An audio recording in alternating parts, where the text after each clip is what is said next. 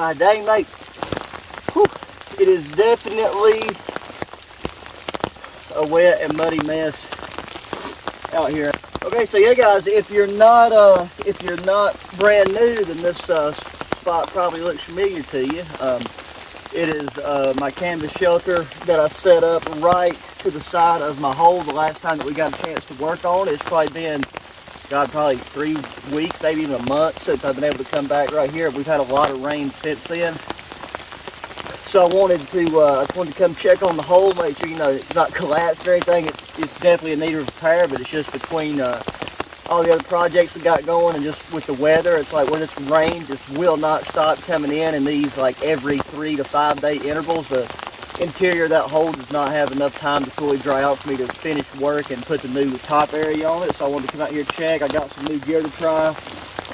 This morning, it was like 29 degrees. It's been raining ever since last night. It's been just on off, freezing rain. Oh, and then just regular rain like we got now. There's still like some ice pellets here and there, but for the most part right now it's just raining in the night. It's just supposed to get down to about 36, so it's just going to be one of those just, you know, cold bone seeping rain. Yeah, hiking out today. There was supposed to be a video that dropped yesterday, the day before, of I went like it was a short little squirrel hunt and showing you guys one of my favorite ways to fix squirrel, and I uploaded it. And right when I went to post it, I realized the audio, something with the encoding got corrupt, so I got to re-upload that. There's something I talked about for the first time in that, which you wouldn't have seen until afterwards, so it might seem a little funky if you watch these in chronological order. This right here is this pack frame feature, and I use it with my Duluth pack because I got the Duluth Bushcrafter pack. You know, it doesn't have any framework whatsoever. This Wild Iowa pack does, and because I got to do my umbrella and stuff, I can't do a lot of fancy camera work in weather like this, but this thing, it's like a universal pack frame, and it's going to come in like super handy during the summer. But like what it does is it just takes and extends your back from the back of your backpack and allows airflow through. And I've just found like hiking in here, even on a damp day like this, you can feel the airflow come along across your back. And for me, like hiking into places and stuff during the winter, I can already tell a huge difference in you know, like how my body, like perspiration and cooling, which you won't whenever you're hiking in, so you don't get all sweaty. Because you can easily control your core temperature up front by, you know, unzipping and allow more ventilation. There's not a lot you can do for your back when you have a pack on, so I'm really digging that. And then I got a couple of new pieces of titanium gear. I got a trowel, and I'm going to try to make a handle for it, even though it's just meant to be like an ultralight backpacker's trowel. You have to dig in a hole of crap in or something if you're, you know, on a long trail hike or overnight or whatever you got to do. And then I got a new titanium grill grate that we ain't got anything to fry up, but I got, you know, that lunchbox style do-jig that we can set it on. I still got all this wood here from the last time we camped out, but, you know, all that's soaked, everything around here is soaked, and because my big whole camp's located here, and then I've camped in this spot now, this will be the second time, a lot of the really small stuff that's low-hanging that would be dry is also going to be few and far between.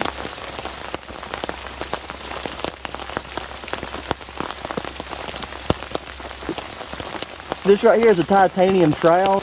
This one made by Cubic, the same as that grill grate. Then I'm gonna see real quick. I might just have to pinch it down right here. Since the ground's really soft.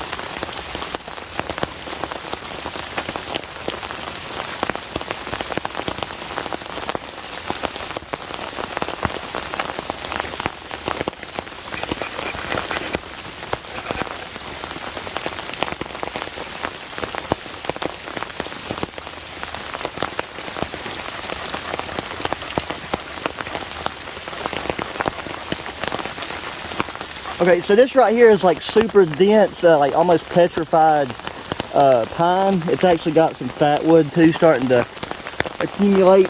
This is the upper part of the tree, so I'm sure the base has it. But where this is broke off right here, it'll kind of perfectly fit this inner groove, and then the bottom of this and kind of rest against that bottom section. And I carry some zip ties in my bag, so I think if we zip tie this on there, then that'll give us a lot more leverage, like for a handle.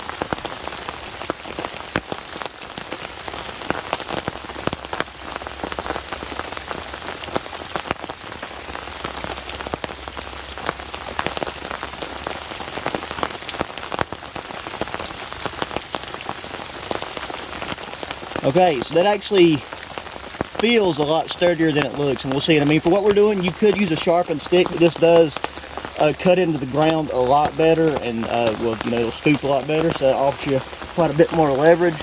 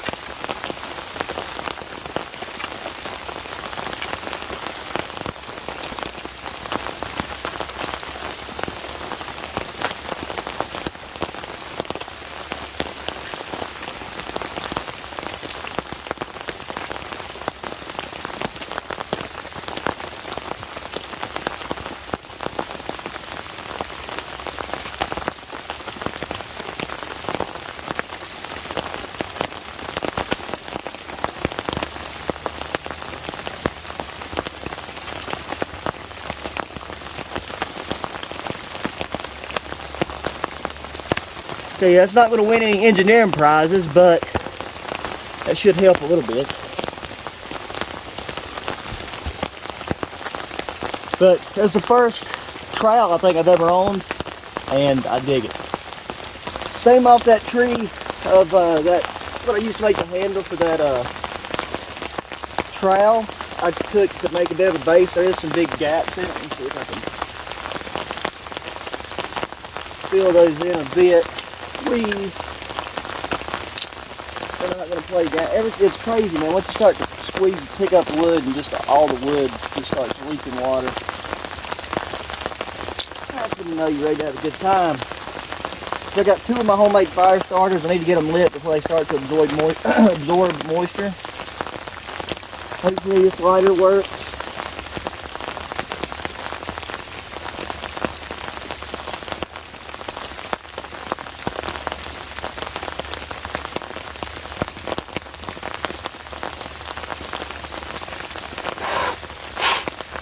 The lighter didn't get wet. The problem is my hands are so damp. I think I've actually got a packet of MRE matches.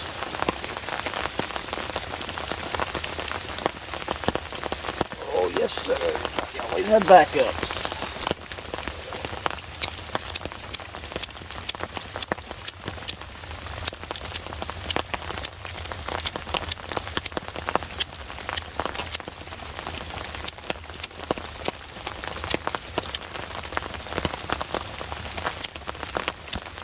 Okay.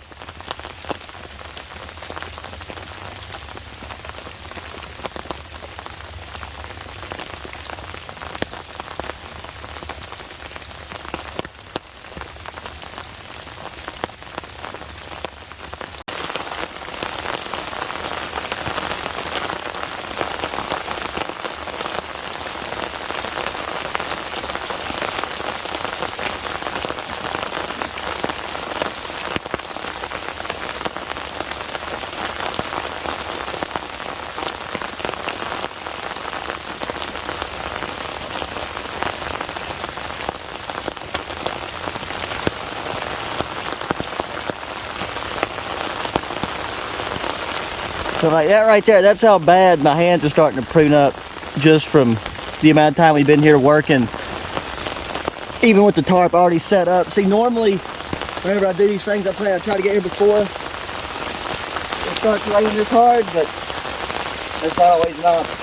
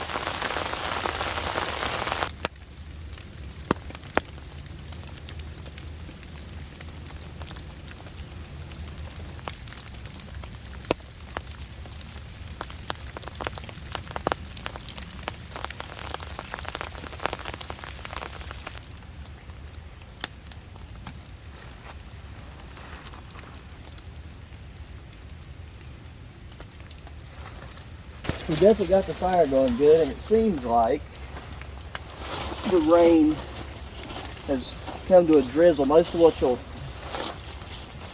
see in here is just going to be the stuff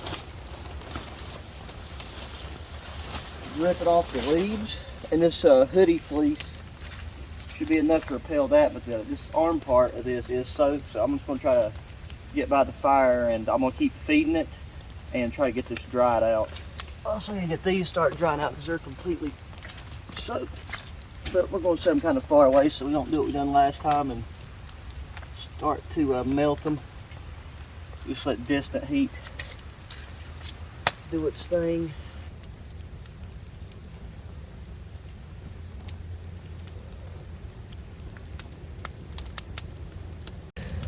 Oh, there we go. Now we got a fire going. So the nice thing about getting a fire like this, which whenever it's this wet and you're trying to start a fire in the rain that like we was having, which could continue again at any time, please don't continue. You got to have a fire this big to just kind of ensure that things go good, but then it allows you to dry yourself out and your gear really quickly as long as it doesn't start. Like even if it does come a downpour, the heat from here to there, once it starts catching each other logs on fire, will be plenty. I'm gonna turn these palms side up. That way that rubber isn't what's exposed. You see, it's even my poncho's even starting to start drying out that far away. So you see the steam rolling off of it. Main thing is make sure we get our pants dry before tonight.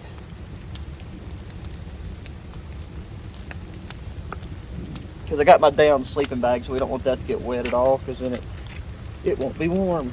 The fire is leveled out a lot, and even when it was up and roaring its highest, it had a lot of ash coming off.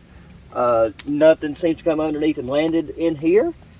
We did get just a very, very minimal amount of splashback off the ground before we dug that ditch. That ditch actually just completely put that to an end.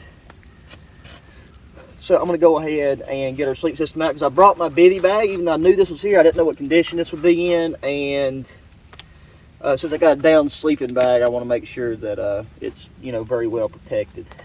Also need not done a good job of drinking much water when I'm doing all this moving around.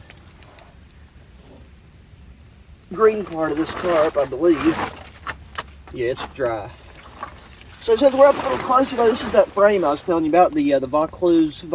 I'll put the thing again in the description and also on the screen just so you can do it for yourself. But that right there, when I first seen it, like it looks from the outside, it kind of looks flimsy. Maybe I don't know how it's going to look on camera, but it's very sturdy, and it does a great job of keeping it off your back. It's kind of got like the honeycomb pattern to it, which is a very strong design just by nature. But yeah, I got a new sleeping pad too. This is made by Gear Doctor, just like that inflatable one that I've been using over and over again. This one just has some foam in it. It's self-inflating, and it does compress like even more. But I lost the straps that come with it. Even though this is the first time I've used it, they're somewhere in one of my rooms. So that's the pad we're going to be using. But first thing first, let's get this out. This just got some rain on it from being on, even though we had our poncho on, just moving around, and this thing's very dirty, this emergency space blanket, because I left it here with this by mistake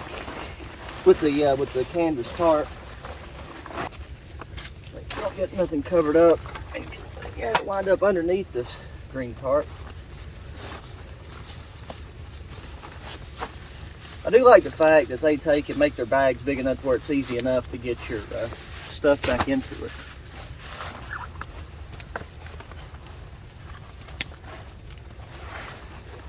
Let's not get that in the mud at all.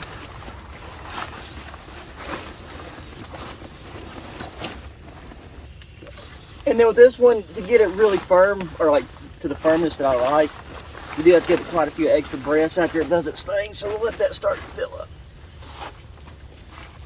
Alright, we stoked the fire a bit. Let's wipe our hands off. Try to keep the inside of our bed as clean as we can.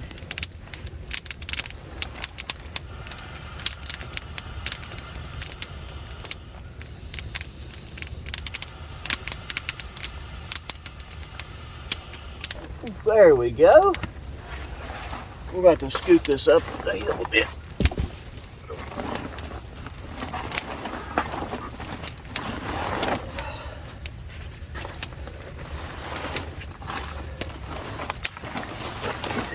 And then finally, we got our Zubilee's 32-degree down sleeping bag.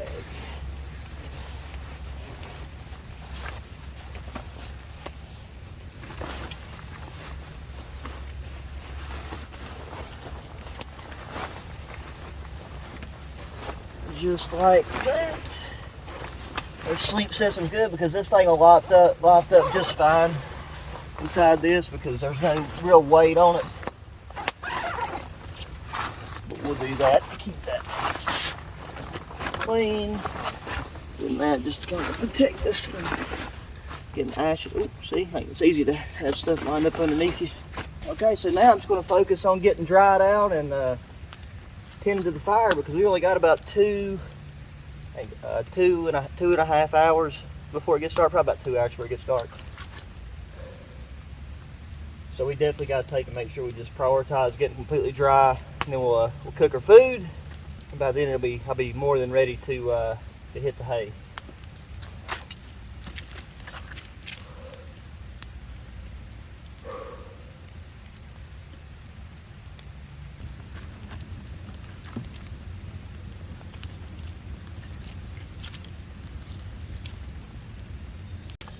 Alrighty guys, so the camera is making it look a bit lighter than it really is, but it is time to eat. I've been snacking on some of that bulk beef jerky over the past like 2 hours.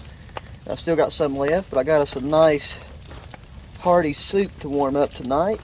I gotta get that new grill grate. I don't want to try this because I'm gonna need to get some fire down below the bottom here. I got these 2 rocks that I'm hoping I can figure out how to make work for the grill grate somewhat evenly. We're just using it to get our pot off the off the ground to help it heat quicker.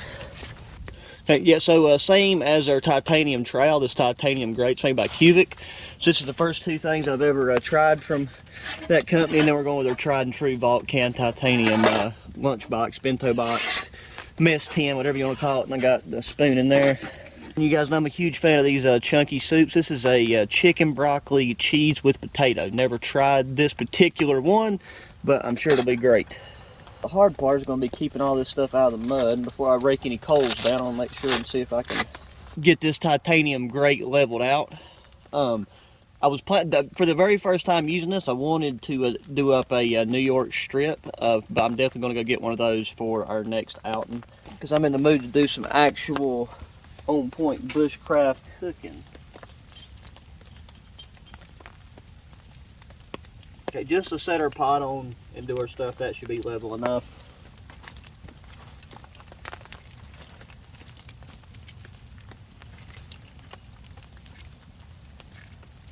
So you guys know I use that Gabrielle camp light all the time for filming and just for light, and this is their new waterproof lantern, and this thing is extremely bright. It's got a flashlight on the bottom, and that's kind of just meant to be a secondary feature, but then it's got this, which is super bright, and it's got white and yellow, and I really like the yellow. I think there's enough light left, and with the exposure on that, to see what I'm doing for time being. Spoon down there. Yes. Level enough.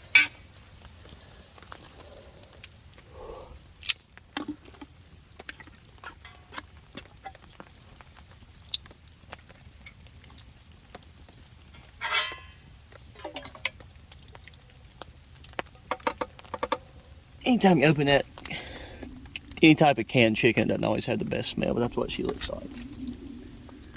We'll get that out.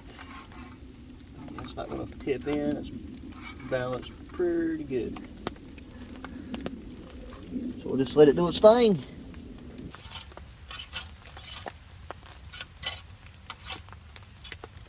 Okay, I believe our soup is done heating. And then that stick that we chose earlier as our center pole, I chose it for a reason because I seen that little overhang that it has, or that little stick that was sticking out. And I thought that'd be perfect for our lantern, and it definitely is. Got one big piece of ash right there. Not bad. Another one that does not disappoint. I was really worried that this was going to be too heavy on the broccoli, because that's the only thing that turns me off. It's like I like broccoli by itself.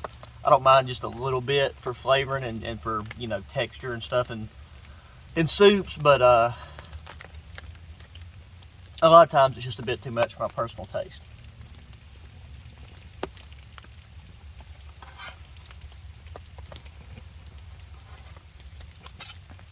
You guys, I'm gonna take and finish this, get filled up, probably eat a bit more jerky, and just try to get things tidied up just a little bit so that packing up in the morning is easier, more convenient.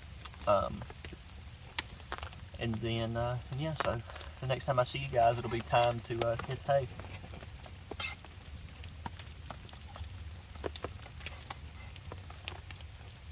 Oh, alrighty guys, so got a lot of things tidied up a good bit.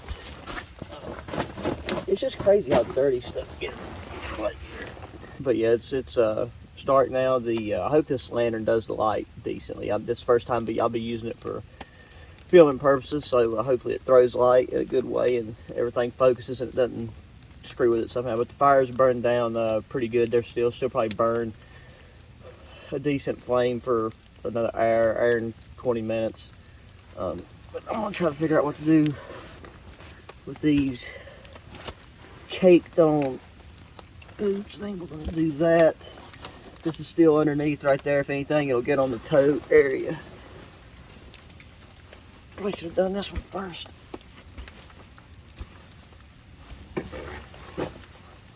Just don't want to get my feet on this green tarp because it's very dirty.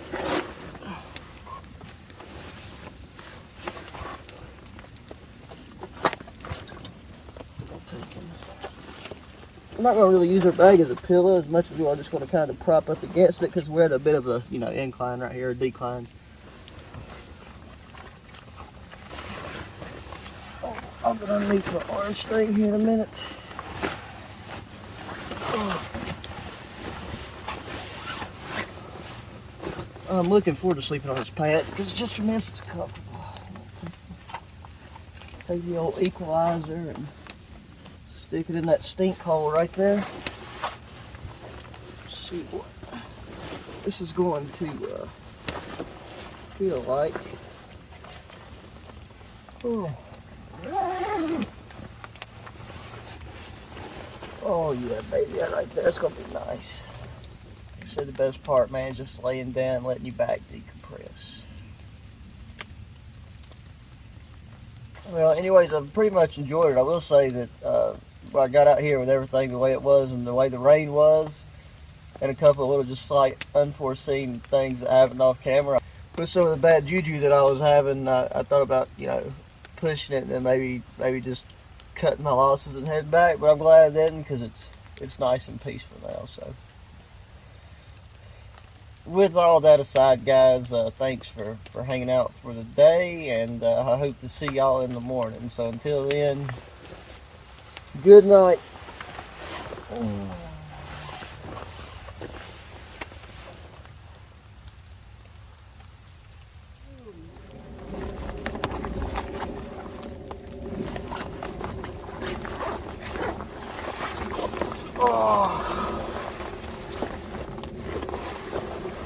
Oh, good morning, guys. I just yawned so hard I made a tear run down my eye.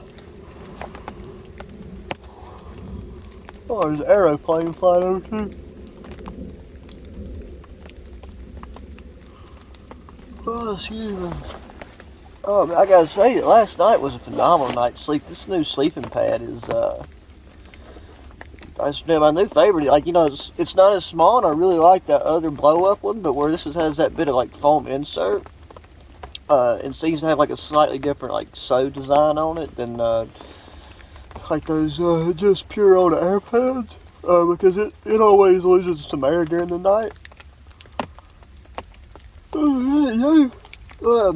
That's mainly due to the cold temps. And being in the bivouac does help kind of insulate it a bit. I know that sounds funny, and it's, you know, normally in a sleeping bag as well, but just the pressure, and then I think it's something to do with just sieves. But I mean, that's pretty common on all. I mean, it's not like the other one goes completely flat, but this one's very comfortable and feels just as firm as when we first blew it up. But overall, it's a great night's sleep. It's just most of like what you're probably hearing now, because I just got it tucked just like right underneath the tarp. It's not raining right now. It's just there's like a lot of there was another little slow gentle rain last night, and just a constant mist. There's a lot of moisture in there. It's foggy all around. But the trees are just still really just constantly dripping, and that's the pitter patter you're hearing. Anyways, that is another successful overnight in the book. All the stuff that we brought here that we tried for the first time worked great, and we got all the old tried and trues working, continuing to work great as well. So that's going to do it for this one, guys. I'm going to just try to get packed up, and the only thing I'm kind of, you know, I got to figure out how to clean. I might take it down to the creek is that trowel, because, you know, it's still caked with mud. I'll just cut it off with that wooden handle. You get packed up, head out, and just get geared up and ready for the next one. So I really appreciate everybody hanging out, taking the time to watch the video. If you don't mind, hit that thumbs up button. Subscribe if you hadn't already. Share the channel and the videos with your friends, family, anybody that enjoys the good old outdoors. Hit me up in that comment section. Thoughts, opinions, suggestions, just any type of feedback you feel like feeding back, you know. And until the next one, guys, adios.